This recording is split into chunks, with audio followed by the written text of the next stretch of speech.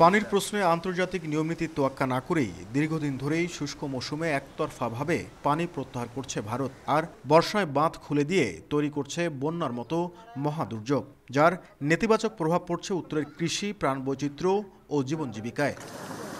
তিস্তা নদী পুনরুদ্ধারে 2018 সালে পানি উন্নয়ন বোর্ড ও পাওয়ার চায়না একটি যৌথ সমীক্ষা শেষ করে, যেখানে তিস্তা শাসনের পাশাপাশি কৃষি জমি উদ্ধার, স্যাটেলাইট টাউন, কৃষিভিত্তিক শিল্প সহ নদীভিত্তিক যোগাযোগ ব্যবস্থা গড়ে তোলার পরিকল্পনা রয়েছে। প্রকল্পটিতে চীন বিনিয়োগের আগ্রহ দেখালেও ভারতের হস্তক্ষেপে আটকে যায়। তিস্তা মহাপরিকল্পনা হিসেবে পরিচিত চীনের এই প্রকল্প বাস্তবায়নে নদীটির অববাহিকার 2 কোটি মানুষ আন্দোলন গড়ে তোলেন। পরবর্তীতে যা পরিণত হয় গণ আন্দোলনে।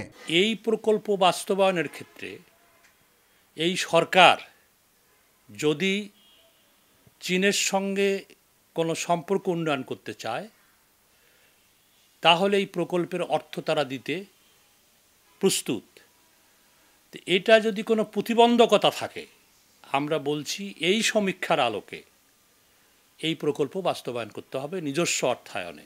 অর্ধেক পাউডারে দ্বিগুণ উজ্জ্বলতা, নতুন রিন অ্যাডভান্সড অর্ধেক পাউডারে দ্বিগুণ উজ্জ্বলতা। আপাতত মহাপরিকল্পনার সিদ্ধান্ত চূড়ান্ত না হলেও তিস্তা সংস্কারে একটি নিরীক্ষা করছে পানি উন্নয়ন বোর্ড। যদিও নদী গবেষকরা বলছেন, মহাপরিকল্পনা ধরেই তিস্তা সংস্কারের উদ্যোগ না নিলে তা হবে অর্থের অপচয়। তবে পানি উন্নয়ন বোর্ড বলছে, তিস্তার যে কোনো সংস্কারে সর্বোচ্চ গুরুত্ব দেয়া হবে মহাপরিকল্পনার চূড়ান্ত সমীক্ষাকেই। যদি নদীর ভিতরে ছোট ছোট কোনো প্রজেক্ট গ্রহণ করা হয়, তাহলে বৃহৎ চিন্তাটাকে মাথায় রেখে তারই অংশ বিশেষ হিসেবে বাস্তবায়ন করতে হবে।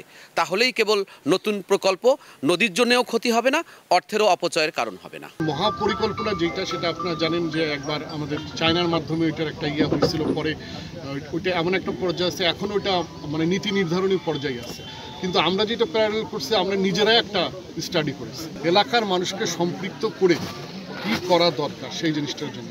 এদিকে তিস্তা কর্তৃপক্ষ গঠন করে নিজস্ব অর্থায়নে হলেও মহাপরিকল্পনা বাস্তবায়নে নদীটির অববাহিকার 12 উপজেলার বাসিন্দারা প্রধান উপদেষ্টা বরাবর স্মারকলিপি দিয়েছেন।